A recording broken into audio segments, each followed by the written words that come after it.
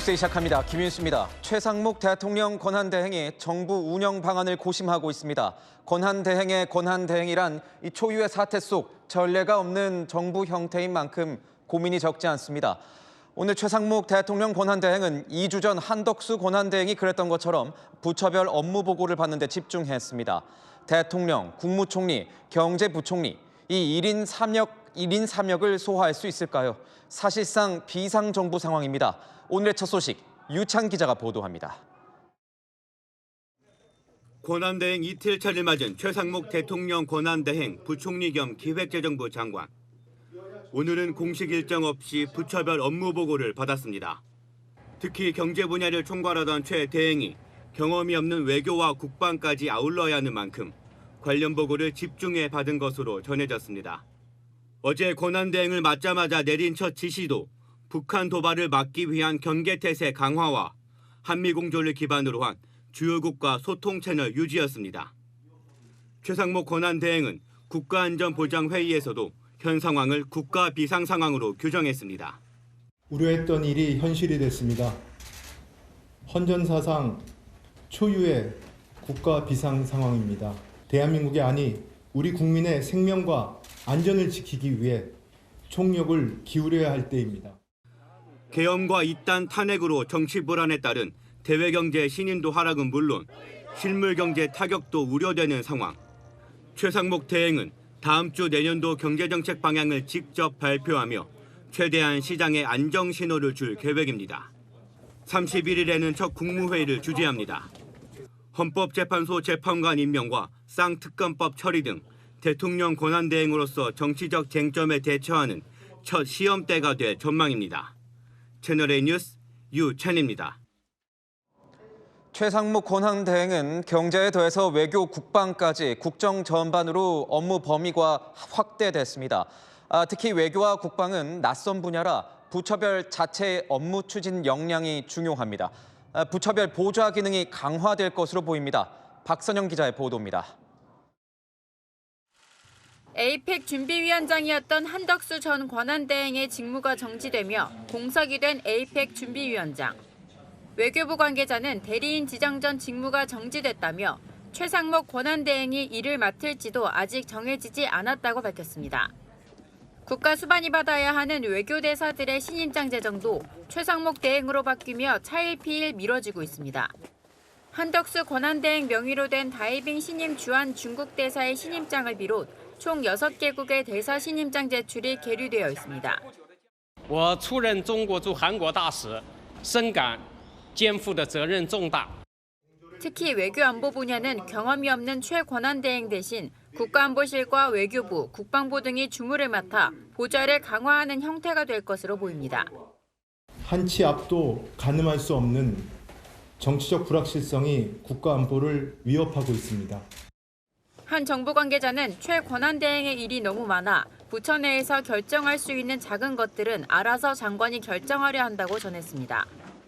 물리적 한계도 문제입니다. 또 다른 재정당국 관계자는 최 권한대행이 기재부를 환히 꿰고 있지만 시간이 한정적이라며 1, 2차관 역할이 커져야 할 것이라고 진단했습니다. 채널A 뉴스 박선영입니다. 이런 가운데 미국 정부는 최상목 권한대행과도 일할 준비가 돼 있다고 밝혔습니다. 우리 정부에 대한 지지 의사를 통해 한미 외교에 미칠 파장을 최소화하겠다는 의도로 보이는데 외신들의 반응은 냉담했습니다. 워싱턴에서 최주현 특파원이 전합니다. 미국 정부가 최상목 권한대행과 함께 일할 준비가 되어 있다고 밝혔습니다. 미 국무부는 한덕수 대통령 권한대행 탄핵소추안의 가결에 대한 입장을 묻는 채널A 질의에 우리는 한국이 헌법에 명시된 절차를 평화적으로 따르는 것을 봤다며 최상목 권한대행 및 한국 정부와 함께 일할 준비가 됐다고 설명했습니다. 카운터파트가 바뀌더라도 한미 외교 정상화에 방점을 찍고 혼란을 최소화하려는 의도로 보입니다. 미국 정부는 계엄 사태 이후 첫 외교안보 고위급 회담에서도 한 권한대행 체제에서 외교안보 정상화를 공언했습니다. We had a major change in command last week. We wish the RFK well in a challenging period. 특히 국무부는 한국 민주주의 회복력을 다시 한번 언급하며 한미 양국을 묶는 철통 같은 동맹을 지지할 것을 분명히 했습니다. 미 국방부 역시 한국의 민주주의와 법치주의에 대한 지지를 다시 확인했다고 강조했습니다. 하지만 뉴욕타임스 등 외신들은 한국의 리더십이 위기에 직면했다고 강조했습니다. 영국 일간지 가디언 역시 한국 국회가 원한 어린 싸움의 장이 됐다며 국가 안정화를 위한 국민 바람과 달리 몇 주간은 더욱 소란스러울 것이라고 전망했습니다. 미국의 정권 교체기와 한국의 리더십 공백 장기화가 맞물린 상황입니다. 대내외 불확실성 해소가 외교안보 채널의 핵심 목표가 될 것으로 보입니다. 워싱턴에서 채널A 뉴스 최주현입니다. 이제 민주당은 최상목 권한대행을 정조준하고 있습니다. 헌법재판관을 즉각 임명하란 겁니다. 그렇지 않을 경우 추가 탄핵 가능성까지 언급하면서 압박을 이어가고 있지만 당 일각에선 우려의 목소리도 적지 않습니다. 손인혜 기자입니다. 더불어민주당은 최상목 경제부총리가 대통령 권한대행이 된 지 하루 만에 헌법재판소 재판관 3명을 임명하라고 몰아세웠습니다. 헌법재판관에 대한 임명을 거부하는 것은 12월 3일 밤 자신이 그토록 만류했던 비상계엄 내란 사태를 연장하고 헌법재판소의 심판을 지연시키는 일임을 명심하십시오. 앞서 헌법재판관 임명을 하지 않는 권한대행들에 대해 따박따박 탄핵할 것이라고 주장한 김민석 최고위원은 내란 진압에 협조하라고 요구했습니다. 신속하게 헌재 재판관 임명 등 내란 심판 절차에 협조해서 더 이상 역사와 국민 앞에 비겁한 공직자들이 되지 말기를 강력하게 권고합니다. 다만 최 권한대행이 헌법재판관 임명을 보류할 시 또다시 탄핵할 건지에 대해선 말을 아꼈습니다. 저희들은 앞으로 가정에 대해서는 말씀을 안 드리는 것으로 하는 게 좋겠습니다. 오히려 그게 이 전국의 안정성을 좀 떨어뜨리고 불안감을 또 가속시키는 측면이 있어서. 한 민주당 의원은 최 권한대행은 경제에 악영향을 끼치면 안 된다는 생각이 크다며 한덕수 국무총리보다는 나을 것이라고 기대했습니다. 내부적으로는 최 권한대행까지 탄핵하면 중도층 여론이 돌아설 수 있다는 우려도 나옵니다. 민주당 관계자는 헌법재판관 임명만 해주면 된다며 내란 특검이나 김건희 특검은 협상 여지가 있다고 말했습니다. 하지만 최종적으로 임명을 보류한다면 탄핵으로 갈 가능성이 큰 것으로 전해집니다. 채널A 뉴스 손인혜입니다. 국민의힘은 어제 있었던 한덕수 권한대행 탄핵안 표결이 원천 무효라는 입장입니다. 민주당과 우원식 국회의장이 국정은 안중에도 없고 오로지 이재명 대표 지키기에만 혈안이 돼 있다고 비난을 이어갔는데 한편으론 출구 전략도 고심 중입니다. 보도에 백승현 기자입니다. 국민의힘은 한덕수 대통령 권한대행 탄핵은 의결 정족수 3분의 1을 충족시키지 않아 무효라고 주장했습니다. 더불어민주당을 향해선 국정 안정에는 관심 없고 이재명 대표 대통령 만들기에 혈안이 돼 있다고 지적했습니다. 한덕수 국무총리 탄핵소추안을 초헌법적 의결 정족수로 일방 통과시켰습니다. 민주당과 생각이 다르면 모조리 처단하겠다는 공포정치를 시작하시겠다는 것인지. 권영세 비상대책위원장 지명자는 민주당이 보여준 극단주의적 행태는 우리 헌정사의 오점으로 영원히 기록될 것이라고 강조했습니다. 민주당은 대한민국 정당이 아닌 이재명의 일개 사조직이다. 이재명과 민주당의 12.27 쿠데타라는 주장도 나왔습니다.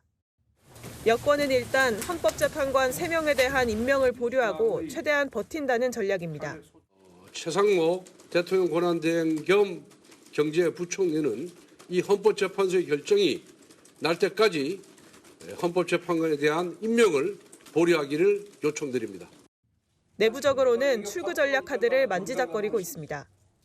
여권 관계자는 언제까지 버틸 수 있겠나 결국 임명을 하긴 해야 할 것이라고 말했습니다. 원내 지도부 관계자는 헌법재판관 공석 3명 중 한두 명만 채우는 것도 가능하지 않겠냐며 국민의힘이 먼저 거론하진 않겠지만 민주당이 진정성 있는 제안을 하면 받아들일 수도 있다고 말했습니다. 여당에서는 무산됐던 여야정 협의체에서 헌법재판관 임명 문제를 논의할 수 있지 않겠냐는 관측도 나옵니다. 채널A 뉴스 백승현입니다. 네, 아는 기자 정치부 박자은 기자 함께하겠습니다. 자, 박 기자. 딜레마. 누가 어떤 딜레마에 빠진 겁니까? 네, 먼저 민주당입니다. 한덕수 총리에 이어서 최상목 권한대행까지 탄핵해야 할지 말지 딜레마에 빠졌습니다. 이 딜레마가 엿보이는 건 한 총리 때와 다르게 탄핵 두 글자를 먼저 꺼내지 않는다는 거죠. 조심스러운 분위기군요. 네, 그렇습니다. 제가 오늘 국회에서 조승래 민주당 수석 대변인에게 최 대행도 헌법재판관 임명을 보류하면 탄핵할 거냐 물었습니다. 앞으로 가정에 대해선 말하지 않겠다. 대행의 역할은 내란수가 윤석열의 수사가 본격 진행되게 하는 것이라고 하더라고요. 말을 할수록 국정이 더 불안해진다면서요. 직접적인 답은 피한 거죠. 탄핵을 계속하는 것에 대한 부담도 있을 것 같습니다. 그렇습니다. 최상목 대행까지 탄핵하면 중도층이 돌아설 수 있다는 우려가 당 일각에서 나옵니다. 이 보수층 여론이 결집할 가능성 등까지도 고려하지 않을 수 없겠죠. 민주당 그렇다면 뭐 당근책을 내놓을 수도 있는 겁니까? 네, 우선 중재안이 있습니다. 헌법재판관은 임명하고 내란 김건희 여사 특검법은 거부권을 행사하더라도 탄핵까지는 하지 않는 방안인데요. 제가 취재해보니까 민주당 측 한 인사가 한 총리 탄핵안 표결 전 중재안을 제안했는데 거부한 것으로 알려집니다. 이 지도부 차원의 제안은 아니었고 개인적으로 중재를 하기 위한 것이었다고 설명하더라고요. 최상목 대행에게도 비슷한 중재안이 제시될 거라는 관측이 나옵니다. 최상목 대행은 비상계엄을 반대했던 국무위원이지 않았습니까? 탄핵 사유가 있긴 한 겁니까? 그래서 달래기라는 말이 나올 수밖에 없는데요. 이 민주당에서는 오늘 오전에 최 대행은 처음부터 일관되게 비상계엄을 반대했다. 내란 비호에 서 있지 않으려 할 것, 이런 말까지 나왔습니다. 만약 한 총리처럼 이 최 대행도 헌법재판관 임명을 보류하면 탄핵으로 갈 것 같습니까? 네, 최종적으로는 헌법재판관 임명을 보류하기로 결정하면 이 탄핵 가능성 충분히 있습니다. 민주당 관계자에 물어보니 헌법재판관 임명하지 않으면 탄핵을 선택할 수밖에 없다고 하는데요. 민주당이 최 대행 탄핵까지 염두에 둔 것으로 해석할 수 있는 대목이 또 있습니다. 한 총리 탄핵안에 총리 시절과 권한대행 시절 사유가 다 들어가는 게 의결정족수를 고려하면 민주당에 불리하다는 지적이 있었잖아요. 그럼에도 불구하고 권한대행 시절까지 넣은 건 부총리 시절 탄핵 사유가 마땅치 않은 최 대행 탄핵까지 고려한 것 아니냐 해석이 나옵니다. 민주당 대표실 관계자도 한덕수 탄핵안에 권한대행 사유를 넣은 건 다 이유가 있는 것이라고 하더라고요. 그렇다면 국민의힘은 어떻습니까? 나름 전략을 짜고 있을 것 같은데요. 그렇습니다. 여권은 우선 내년 4월 18일 문재인 전 대통령이 임명한 헌법재판관 2명의 임기가 끝날 때까지 버텨보자는 겁니다. 하지만 쉽지 않겠죠. 국민의힘 내부에서는 재판관 공석 3명 중 여야 합의된 인물로 한두 명부터 채워보자는 방안 등을 거론하고 있습니다. 하지만 민주당이 먼저 태도 변화를 보여라. 적극적으로 제안하진 않겠다는 분위기입니다. 민주당이 어떻게 나오느냐가 결국 관건이 되겠군요. 그렇습니다. 그런데 민주당 더 세게 나가고 있습니다. 당장 내일 모레 월요일에 권성동 원내대표 등 국민의힘 지도부 등을 내란 선전 혐의로 고발하겠다고 예고했습니다. 탄핵이 곧 내란이라는 식의 선전선동이 난무하고 있다면서요. 정권 연장이냐 또 조기 대선이냐 물러설 수 없다면서 대치만 하고 있는 형국입니다. 네, 지금까지 아는 기자였습니다. 올해 마지막 주말인 오늘도 서울 도심에서 열린 윤석열 대통령 탄핵 찬반 집회엔 각각 수만 명의 인파가 몰렸습니다. 광화문 광장 한복판에서 불과 100m 정도 간격을 두고 동시에 집회가 열려서 긴장감이 감돌기도 했습니다. 김민환 기자가 보도합니다. 경복궁 앞 도로를 가득 메운 인파. 내란범을 즉각 체포하라! 윤석열 즉각 퇴진! 대통령 탄핵 찬성 집회로 경찰 비공식 추산 약 3만 5천 명이 모였습니다. 별도 발언은 하지 않았지만 이재명 더불어민주당 대표도 참석해 장외투쟁에 힘을 보탰습니다. 현장에 나온 민주당 주요 인사들도 탄핵을 한 목소리로 외쳤습니다. 내란뿐만 아니라 외환도 저희는 조사가 돼야 된다고 생각하고 상당히 중환제다. 이건 역사상 유례가 없을 정도로 중환제다. 경복궁 앞에는 대통령 탄핵을 찬성하는 집회가 진행 중인데요. 광화문 광장을 사이에 두고 맞은편에는 탄핵 반대 집회가 열리고 있습니다. 같은 시각 충돌 방지를 위해 경찰 버스 차벽으로 비워놓은 불과 100여 미터 공간을 사이에 두고 맞불 집회가 열리고 있는 겁니다. 참가자들은 성조기와 태극기를 흔들며 계엄 합법, 탄핵 무효 등을 외치는데 경찰은 비공식으로 3만 5천 명이 모인 것으로 추산하고 있습니다.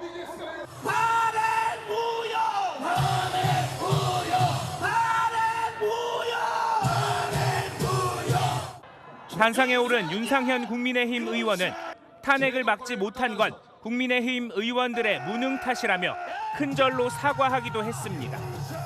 탄핵 심판이 본격화되면서 찬반을 주장하는 장외 집회 새 결집도 한층 치열해질 전망입니다.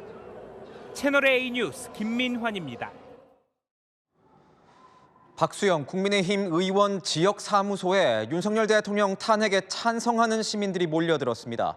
이들은 내란에 대한 입장을 밝히라면서 경찰과 대치 중입니다. 정성원 기자입니다. 박수영 국민의힘 의원의 지역구 사무실. 사람들이 박 의원 주변을 에워싼 가운데 대치가 한창입니다. 대화를 하러 오셨다면서요?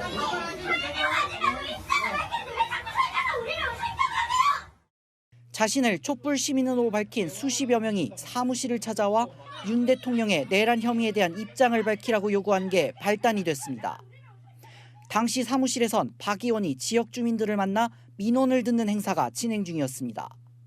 박 의원 측은 경찰에 협조를 요청했고 경찰이 진입을 차단하려 하자 대치가 이어진 겁니다.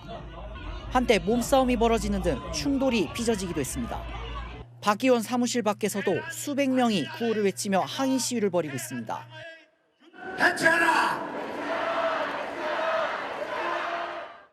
국민의힘 부산시당 위원장을 맡고 있는 박 의원은 지난 4일 새벽 국회 비상계엄 해제 표결에 참여하지 않았습니다. 박 의원 측은 이재명 민주당 대표가 재판을 받는 중에도 국회의원직을 유지하는 것처럼 윤 대통령 역시 사법 판단까지 동일한 원칙이 적용돼야 한다고 하자 이들이 고함과 몸싸움 등 불법 집회를 벌이고 있다고 주장했습니다. 채널A 뉴스 정성원입니다. 공수처가 윤석열 대통령의 3차 출석을 통보한 날짜가 하루 앞으로 다가왔습니다. 윤 대통령 측은 사실상 불출석하겠다는 뜻을 시사했는데 체포영장이 청구될 가능성이 커졌습니다. 최재원 기자가 취재했습니다. 고위공직자 범죄수사처는 윤석열 대통령에게 내일 오전 10시 내란죄 혐의로 출석해 조사받으라고 통보했습니다. 하지만 윤 대통령은 출석 요구에 응하지 않기로 한 것으로 전해졌습니다. 윤 대통령 변호인단은 공수처는 내란죄 수사 권한이 없다며 대통령 소환은 불법이라고 입장을 밝혔습니다. 하지만 공수처는 이번 출석 요구를 사실상 최후 통첩으로 보고 있습니다. 공수처는 윤 대통령에게 지난 18일과 25일에도 출석을 요구했습니다. 내일 나오지 않아 세 차례 소환 불응으로 간주하면 추가 소환 통보보단 체포영장 청구 쪽에 무게를 두고 상황을 지켜볼 예정입니다. 수사진하고 협의해서 체포영장에 의하는 것이 가장 적법 절차에 합하다라는 결론을 내렸습니다. 요건이 되는지를 지금 검토하고 있으니. 반면 윤 대통령 측은 공수처가 내란 혐의 수사 권한이 없어 지금까지 정당한 출석 요구를 받은 적이 없다는 입장입니다. 체포나 구속영장 가능성에 대해서도 대비하고 계실까요? 너무 앞서가시는 것 같습니다. 공수처는 일단 내일 조사에 대비해 대부분의 수사관들이 출근해 질문지를 준비했습니다. 어제 기소된 김용현 전 국방부 장관의 공소장 자료도 검찰에 요청했습니다. 채널A 뉴스 최재원입니다. 김용현 전 국방부 장관을 기소한 검찰은 공소장에서 이번 비상계엄은 국헌 문란 목적의 폭동이라고 결론을 내렸습니다. 선포 단계부터 이후 과정들이 위헌, 위법했다고 규정했는데 윤석열 대통령 측은 객관적 정황과 맞지 않는 내용이라고 반박했습니다. 공태현 기자입니다. 검찰이 어제 제출한 김용현 전 장관 공소장에 대통령이 위헌 위법한 비상계엄 선포와 포고령을 발령했다고 기재한 걸로 알려졌습니다. 헌법은 비상계엄 시 국무회의 심의를 받아야 한다고 규정하고 있습니다. 개헌법상 국방부 장관이 비상계엄을 건의하려면 국무총리를 거치도록 합니다. 하지만 검찰은 김 전 장관이 이 두 규정을 모두 위반했다고 판단했습니다. 김 전 장관이 한덕수 국무총리와 상의하지도 않았고 국무위원이 서명하는 부서 절차도 없었단 겁니다. 총리, 이번 개헌 국무회의 부서했습니까? 안 했습니다. 그동안 김 전 장관 변호인은 사전에 한 총리에게 보고하는 절차를 밟았다고 해명해왔습니다. 검찰은 위법 비상계엄이 윤 대통령 지시에 의한 것이라고 봤습니다. 김 전 장관이 군 지휘관들에게 군 통수권자인 대통령의 명을 받들어 임무를 수행했다고 말한 녹음 파일도 확보했습니다. 검찰의 이러한 판단은 대통령 탄핵 심판에도 영향을 줄 수 있습니다. 헌법재판소가 중대한 헌법이나 법률 위반을 인정한다면 내란죄 성립을 따지기 전에 윤 대통령을 파면할 수도 있습니다. 채널A 뉴스 공태현입니다. 탄핵 정국을 맞아서 원색적인 비방이나 막말을 담은 정치권 현수막이 기승을 부리고 있습니다. 무분별한 현수막들이 오히려 정치 혐오를 부추기고 있다는 지적입니다. 홍진우 기자가 취재했습니다. 부산의 한 교차로. 그래도 이재명은 안 된다는 현수막 아래 국민의힘 의원은 사퇴하라는 맞불 현수막이 걸렸습니다. 거대 양당뿐만이 아닙니다. 군소 정당들도 경쟁하듯 현수막을 붙여놨습니다. 사람들이 다니는 거리마다 현수막이 내걸렸는데요. 대부분 서로 비방하는 내용입니다. 탄핵과 사퇴, 내란범, 정당 해체 같은 날선 문구는 기본. 욕설로 가득한 출처를 알 수 없는 현수막도 등장했습니다. 시민들은 현수막 공해에 피로감을 토로합니다. 민생은 외면한 채 선명성 경쟁만 하고 있다는 겁니다. 많이 걸려 있어요. 너무 많이 걸려 있어요. 나라가 어수선하니까 장사도 안 되고 깝깝해요. 나라도 혼란스러운데 현수막으로 서로를 비난하는 게 보기에 좋지는 않은 것 같아요. 현수막을 내려달라는 민원이 쏟아지면서 지자체도 고민입니다. 불법 현수막은 곧바로 철거가 가능하지만 정당 현수막은 읍명동별 2개인의 규정만 지키면 최대 15일까지 게시가 가능합니다.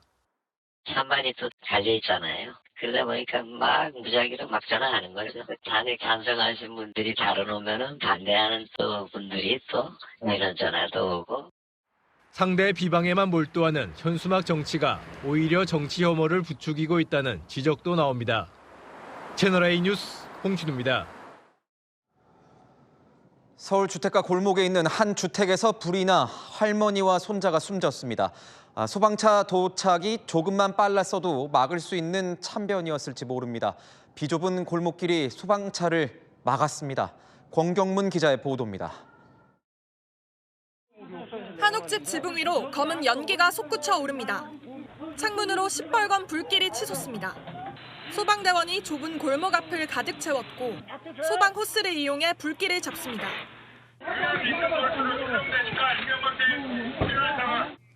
현장 수습은 날이 어두워진 뒤에야 마무리됐습니다. 어제 저녁 5시쯤 서울 종로구 창신동의 단층 한옥주택에서 불이 났습니다. 화재로 주택 안에 있던 7살 손자와 80대 할머니가 숨졌습니다. 현장에는 화재에 그을린 흔적이 그대로 남아있고요. 추가 붕괴 위험이 있어서 이렇게 출입 금지 통제선이 설치됐습니다.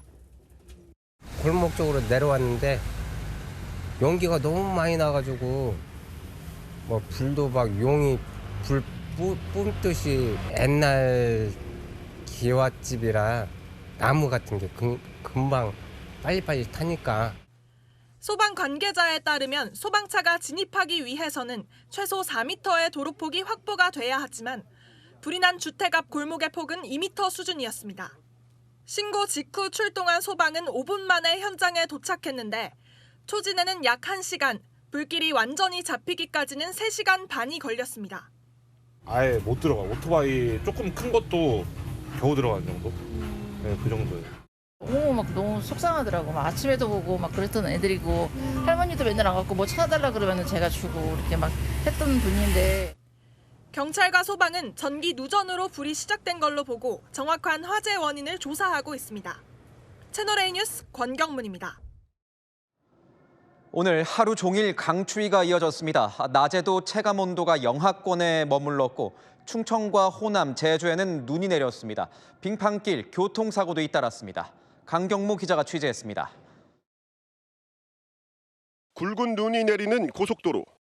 차량들이 속도를 내지 못하고 천천히 달립니다. 산과 나무 모두 하얀 눈에 뒤덮였습니다. 눈이 많이 내려서 다니는데 미끄럽고 조금 힘드네요. 산에 오르는데 올라갔다 내려오는데 미끄러워서 좀 힘든 부분이 있어요. 아파트 단지에선 제설 작업에 나섰지만 끝이 안 보입니다. 밤사이 호남 지역을 중심으로 많은 눈이 내리면서 전북 순창은 17.4cm 적설량을 기록했고 전북 부안 14.1cm, 광주에도 5.4cm 많은 눈이 내렸습니다. 충남 서해안과 경기 남부, 대구 경북 중남부 내륙에도 눈이 내렸습니다. 눈길 사고도 이어졌습니다. 경기 평택국도에선 차량 17대가 빙판길에 미끄러지며 부딪혀 3명이 다쳤고 전북 익산에선 1톤 화물차 탑차, 승용차 등 차량 5대가 연달아 부딪히기도 했습니다. 중부지방엔 한파가 기승입니다. 맹추위에 폭포가 꽁꽁 얼어붙었습니다. 굉장히 추워요. 옆에 누가 있으면은 꼭 끌어안고 체온을 느끼고 싶은 마음? 그렇게 추워요. 설악산은 영하 17.2도까지 내려갔고 춘천은 영하 12도, 서울도 영하 7도까지 떨어졌습니다. 강한 바람이 더해지면서 낮에도 체감 온도가 영하권에 머물렀습니다. 기상청은 내일 낮부터 추위가 점차 누그러질 것으로 내다봤습니다. 채널A 뉴스 강경모입니다. 이렇게 추운 겨울 한밤중 광주의 한 아파트에서 화재가 발생해 한 명이 중태에 빠지고 주민들이 긴급 대피했습니다. 방화 가능성에 무게를 두고 수사를 벌이고 있습니다. 홍란 기자입니다. 아파트 창문 밖으로 시커먼 연기가 치솟습니다. 이 아파트 6층에서 불이 난 건 어젯밤 10시 반쯤. 60대 남성이 중태에 빠졌고 주민 한 명도 다쳐 병원에 옮겨졌습니다. 주민 수십 명이 대피하기도 했습니다. 경찰과 소방당국은 방화 가능성을 수사 중입니다. 앞선 119 신고에서 불을 질렀다는 내용이 있었던 것으로 알려집니다. 발화 지점이 좀 이상하고 방화 의심으로 보는 거지 침실과 침실 사이에 있는 복도 부분에서 났어요. 어제 저녁 7시 40분엔 경남 김해시 자원순환시설에서 불이 났습니다. 인명피해는 없는 가운데 잔불 정리가 진행 중입니다. 생활 폐기물 100톤가량이 쌓인 것으로 추정돼 불을 완전히 끄는데 어려움을 겪고 있습니다. 촛불이 하나 있을지 모르겠고 포크레인 잘 들리면서 다리 지나가게 된 시간이 좀 많이 걸리겠습니다. 무인 편의점을 찾은 남성. 옷 속에서 꺼내든 건 다름 아닌 망치입니다. 키오스크로 다가가 망치로 자물쇠를 여러 차례 내리칩니다. 연신 망치질을 하다 출동한 경찰에 붙잡힙니다. 매장 밖에서 이 모습을 본 시민이 신고한 겁니다. 알고 보니 남성은 만 13세 중학생 A군이었습니다. 경찰에 돈이 필요해 절도하려 했다고 진술한 걸로 전해졌습니다. 경찰은 최근 A군을 가정법원에 송치했습니다. 채널A 뉴스 홍란입니다. 불법 대부업체들의 도를 넘은 행태가 논란이 되고 있습니다. 돈을 제때 갚지 않으면 채무자뿐만 아니라 그 가족과 지인들까지 괴롭힙니다. 이런 피해자들을 돕겠다며 돈을 받고선 뒤통수를 치는 경우도 적지 않습니다. 사건 현장 360 송정현 기자입니다.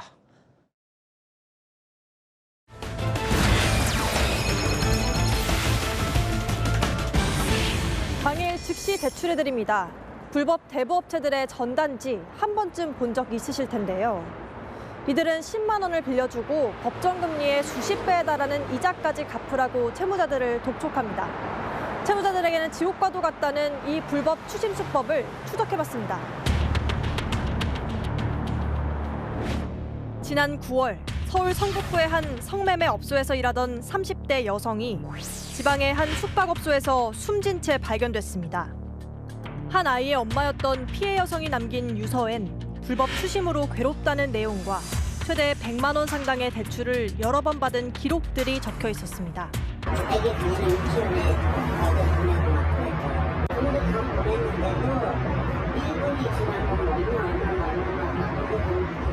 지난 5월 사업이 기울어 500만 원을 빌린 류모 씨는 한 달 만에 빚이 40배로 늘어났습니다.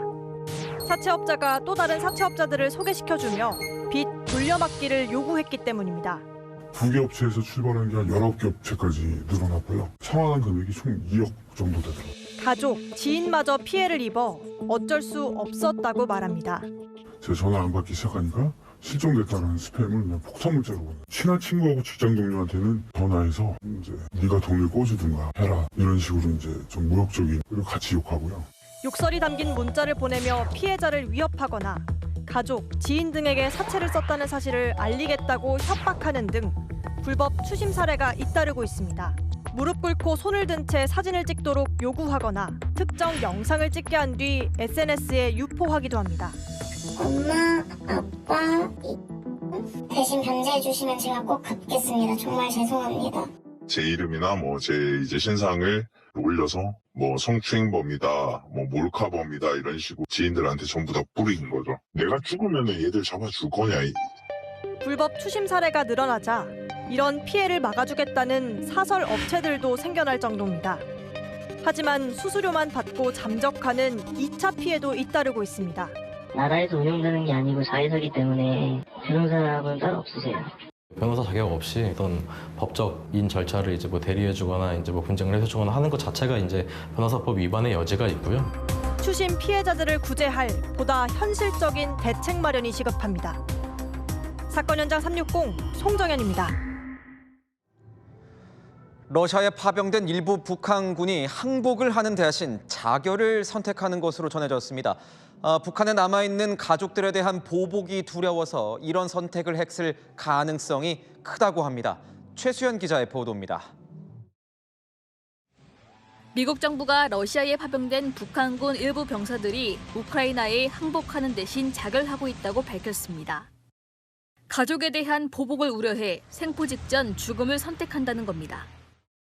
Taking their own lives rather than surrendering to Ukrainian forces, likely out of fear of reprisal against their families in North Korea in the event that they're captured. 또 미국 정부는 러시아 쿠르스크 지역 최전선에 투입된 북한군이 우크라이나 군을 향해 대규모 돌진 공격을 감행하고 있다고 밝혔습니다. 다만 이런 공격 전술이 효과적이지 않다고 평가하며 이로 인해 지난주에만 1,000명 이상의 북한군이 사망하거나 다쳤다고 공식 확인했습니다. These North Korean soldiers appear to be highly indoctrinated, pushing attacks even when it is clear that those attacks are futile. 북한군들이 투항을 막기 위한 조치로 처형을 하고 있다는 주장도 나왔습니다. 젤렌스키 우크라이나 대통령은 북한군이 포로가 되는 것을 피하기 위해 서로를 사살하고 있다는 보고를 받았다고 밝혔습니다. Неможливо захопити корейців в полон, їх свої ж добивають, є такі факти, і в штурми. 그러면서 최근 우크라이나군이 북한군 여러 명을 처음으로 생포했지만 부상이 심해 이들 모두 사망했다고 전했습니다. 7위 뉴스 최순입니다. 미국의 한 교도소에 수감 중이던 흑인 남성이 교도관들에게 집단 폭행을 당한 끝에 사망했습니다. 폭행 당시 영상이 공개되면서 공분을 사고 있습니다. 우현기 기자입니다. 공중에 뒤집힌 채 교도관들에게 끌려가는 흑인 남성. 뒤로 묶인 두 손에는 수갑이 채워져 있습니다. 진료대에 강제로 앉히더니 입에 헝겊을 물린 뒤 무차별 폭행을 가합니다. 남성이 버티자 한 교도관은 구둣발로 짓밟습니다. 다른 교도관들은 태연하게 잡담하거나 폭행을 방관할 뿐 말리지 않습니다. 피투성이가 된 수감자는 우도시 벗겨진 채 축 처져 있습니다. 미국 뉴욕주 교도소에서 40대 흑인 남성 수감자가 집단 폭행을 당한 건 현지 시각 지난 9일. 이 남성은 병원으로 이송됐지만 결국 다음 날 사망했습니다. 남성의 변호인은 교도관 집단에 의해 잔인하고 폭력적으로 폭행당했다고 말했습니다. 현지 언론들은 브룩스는 흑인이고 영상에 나오는 교도관들은 모두 백인으로 보인다고 보도하고 있습니다. 또 공개된 영상에서는 브룩스가 교도관을 공격하거나 위해를 가하는 모습은 담겨 있지 않습니다. We will use every possible tool available to us to investigate this death thoroughly and swiftly. 숨진 남성은 과거 애인을 흉기로 찔러 살해한 혐의로 기소돼 12년형을 선고받고 복역 중으로 알려졌습니다. 뉴욕 주지사는 폭행에 가담한 교도관 등 14명에 대해 해고 지시를 내렸고 수사당국은 자세한 사망 경위를 조사하고 있습니다. 채널A 뉴스 우현기입니다. 1960년대 영화 로미오와 줄리엣으로 많은 사랑을 받았던 배우 올리비아 하세가 영원히 잠들었습니다. 청순 가련의 상징이었지만 그동안 암투병을 해왔던 것으로 알려졌습니다. 장치혁 기자의 보도입니다. 영화 로미오와 줄리엣 하면 떠오르는 스타 올리비아 하세가 사망했습니다. 오늘 하세의 SNS 계정엔 가족 곁에서 평화롭게 떠났다는 부고가 게재됐습니다. 향년 73세입니다. 하세는 1968년작 로미오와 줄리엣으로 세계적인 스타로 떠올랐습니다. 만 15세의 청순한 이미지로 세계 영화 팬들에게 강렬한 인상을 남겼습니다. There was also the time Romeo and Juliet premiered in London, and she danced with Prince Charles. I did. And I put my legs up on his knees, and he rubbed my feet for me because they were hurting because the shoes were too tight. 하지만 갑자기 찾아온 특급 스타의 지위는 10대 중반의 사춘기 소녀가 받아들이기엔 힘들었습니다. To like being these superstars, you know, and it was frightening. It wasn't the fun that everyone thought it was. And after Romeo and Juliet, I couldn't walk down the street without being mobbed. 성장통을 겪은 올리비아 하세는 2015년까지 꾸준히 작품 활동을 했지만 이전의 유명세를 회복하지는 못했습니다. 하세는 자신의 자서전에 2008년 유방암 진단을 받았다고 공개했습니다. 2018년 암이 재발한 뒤 투병을 이어온 것으로 알려졌습니다. 채널A 뉴스 장치혁입니다. 네, 열왕야랑 시작하겠습니다. 정치부 안보겸 기자와 함께하겠습니다. 첫 번째 주제 보겠습니다. 여야 의원들이 서로 싸우는 모습인 것 같은데 무슨 대가를 치러야 한다는 겁니까? 바로 멱살의 대가입니다. 어제 국회 본회의에서 대통령 권한대행을 맡고 있던 한덕수 국무총리에 대한 탄핵소추안 표결이 있었죠. 우원식 국회의장이 탄핵안 가결 정족수가 국무위원 탄핵 기준인 151석 이상이라고 밝히자 국민의힘 의원들이 의장석 앞으로 나와 항의했는데요. 대치 상황에서 멱살잡이까지 등장했습니다.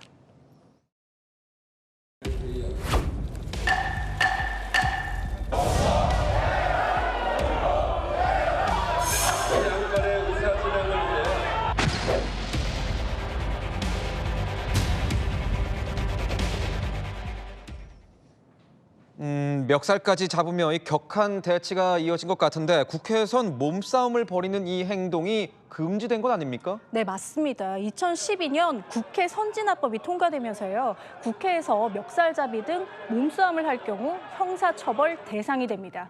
국민의힘 이번 물리적 충돌에 대해 윤리 제소와 경찰 고소 등을 준비하는 모습입니다. 그런데 안 기자, 어제 표결 과정에서 논란이 된 장면이 하나 더 있었다면서요? 네, 이재명 민주당 대표의 미소가 논란이 됐습니다. 이 대표가 한 총리 탄핵 표결 후 항의하는 국민의힘 의원들을 뒤로하고 옅은 미소를 지으며 돌아가는 모습이 포착됐거든요. 왜 논란이 됐을까요? 여당 의원들이 공세를 하고 있기 때문입니다. 주진우 국민의힘 의원은 국민 앞에 웃은 이유를 설명해야 할 것이라며 해명을 촉구했고요. 박수영 국민의힘 의원은 광기의 시대라고 비난했습니다. 민주당 관계자 내란 잔당의 억지, 후안무치도 유분수라고 일축하더라고요. 네, 다음 주제 보겠습니다. 김문수 민주당 의원 얼굴이 보이는데 김 의원이 등 떠밀려 사과라도 했나 봅니다. 네, 김문수 의원 어제 저녁 사죄문이라는 제목의 글을 올렸는데요.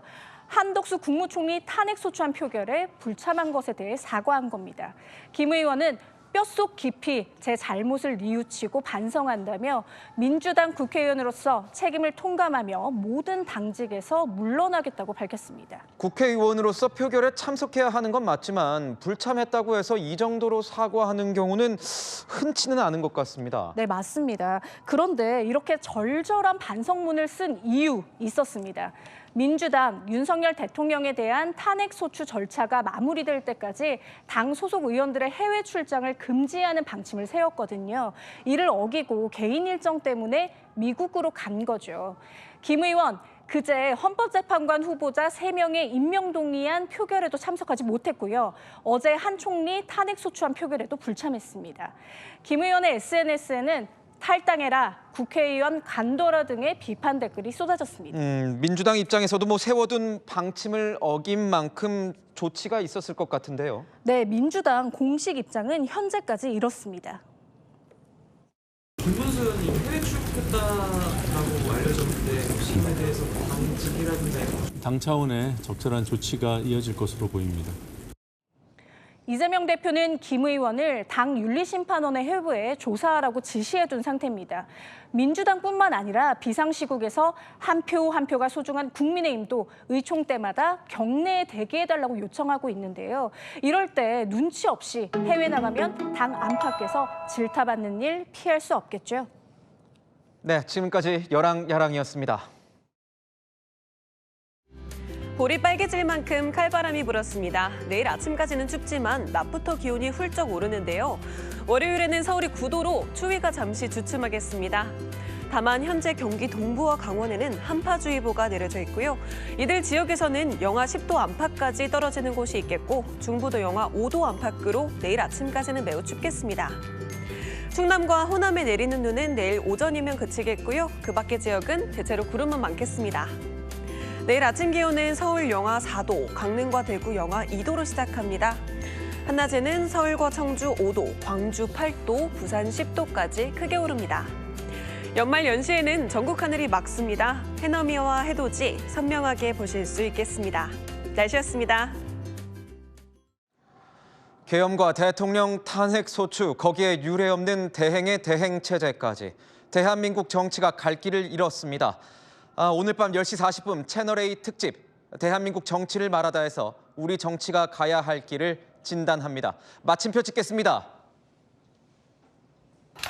정치가 가야 할 길. 뉴스A 마칩니다. 고맙습니다.